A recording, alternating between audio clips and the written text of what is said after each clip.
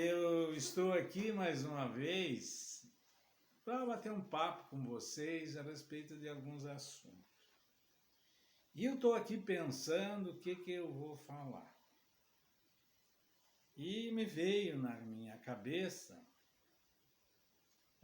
um tema, que é uma das coisas assim, que o Bert Hellinger fala, que para muitas pessoas assim, é incompreensível. É sobre a morte. A morte é uma das coisas assim, mais misteriosas que existe para as pessoas, mas se a gente parar para pensar, a morte é uma coisa assim tão natural que a gente não percebe.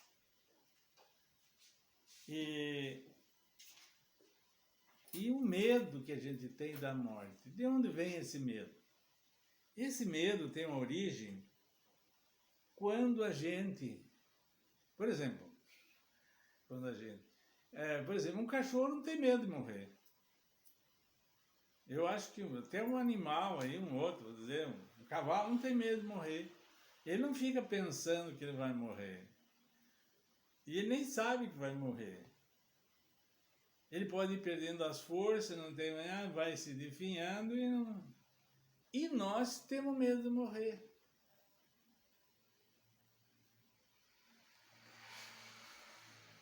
A minha pergunta é, por que a gente tem esse medo de morrer? Quando que ele nasceu em nós? Ele nasceu quando a gente se tornou inteligente. A inteligência ajuda em algumas coisas e em outras coisas ela atrapalha. Porque quando nós, pela nossa capacidade intelectual, pelo nosso ego que percebe a realidade, interpreta as coisas, nós descobrimos que nós somos finitos. E quando eu percebo, quando as pessoas percebem que eles são finitos,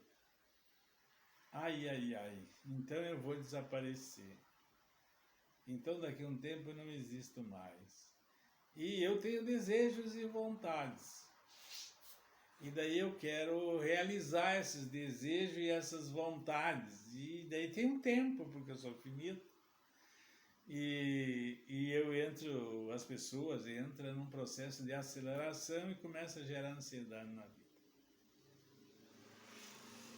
Essa é uma das situações que leva a nós a ter medo da morte. Mas agora vamos falar assim mais especificamente de Bert Hellinger e da constelação familiar.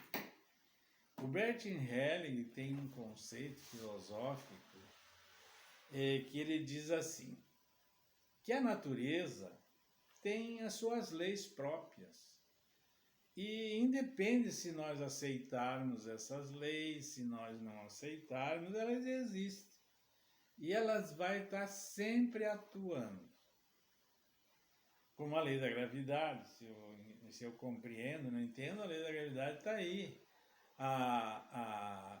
O eletromagnetismo, né, uma força que empurra e outra que puxa, está aí, tanto faz eu compreender e ela está atuando e sempre vai estar atuando, sempre vai estar presente. E daí ele fala assim, mais profundamente a respeito da lei da vida. A lei da vida. E eu fico aqui pensando, que lei da vida é essa? Você também deve estar curioso pensando, que lei da vida? Ele diz que a vida também é um ciclo que se retroalimenta.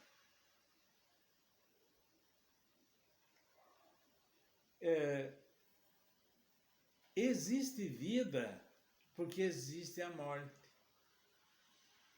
Se não existisse a morte, não existiria vida. Para que exista a vida, é necessário que exista a morte. E nós ficamos assim muitas vezes indignados de quando alguém morre que é próximo, que faz parte do nosso convívio, do nosso sistema. Mas essa lei, ela está em todo lugar. Tudo que tem vida tem esse ciclo.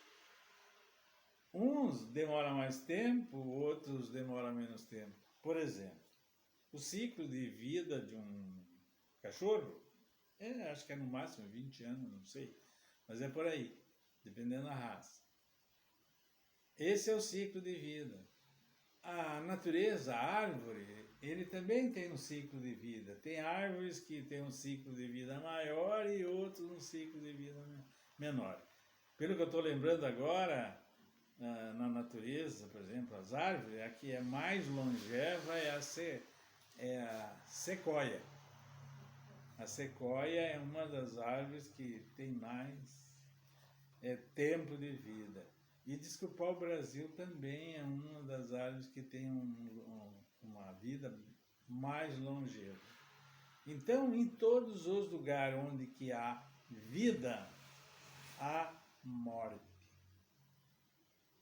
Então, nós devemos pensar e refletir de que enquanto a gente estiver por aqui, nós vamos estar cruzando com essa energia, com essa força da vida que é vida e morte.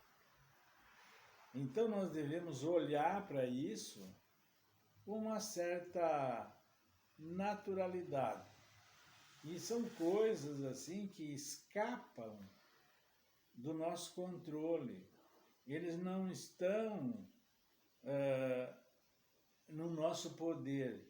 Nós queremos a eternidade, mas se nós fôssemos eternos, nós não teríamos vida, porque daí não teria morte. Seria uma coisa estática e não haveria esse processo. O que nós podemos intuir e crer que, para ser bem assim, específico para vocês entenderem, tudo que move, que desaparece é a matéria. E não é só a matéria humana. Todo quanto é matéria, uma rocha, não importa. Se é composto de matéria, ele é finito. Ele tem uma finitude, ele tem um tempo. E desaparece. O que não desaparece é a energia.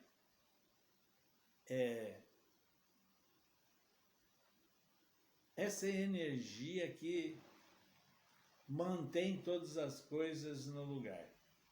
Então, quando aquela matéria deixa de existir, a matéria, e que ela se decompõe, ela libera a sua energia.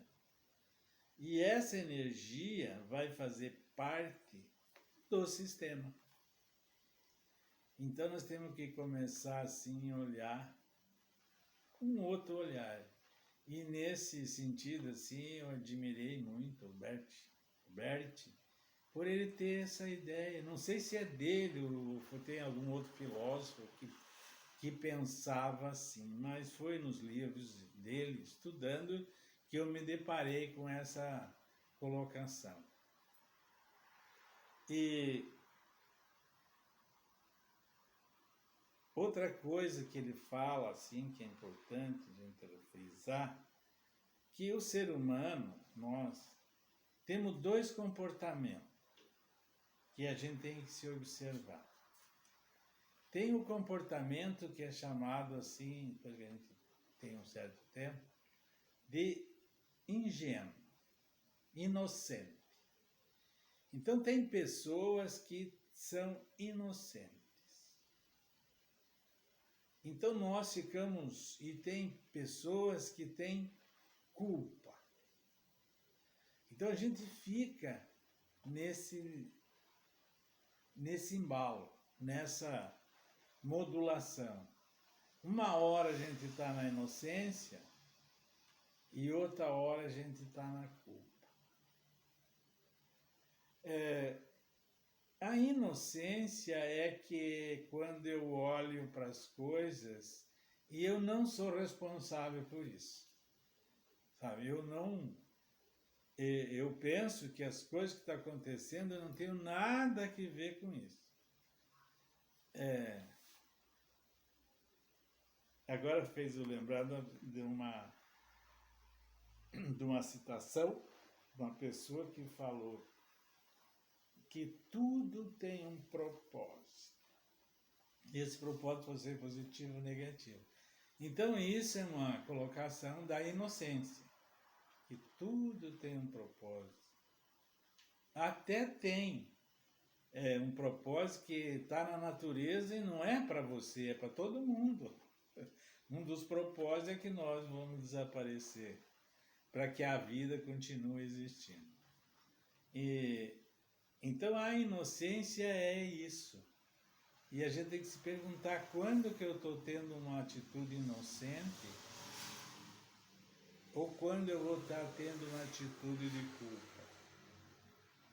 Quando eu tenho uma atitude de culpa, a pessoa pensa que ela tem algo a ver com isso que está acontecendo.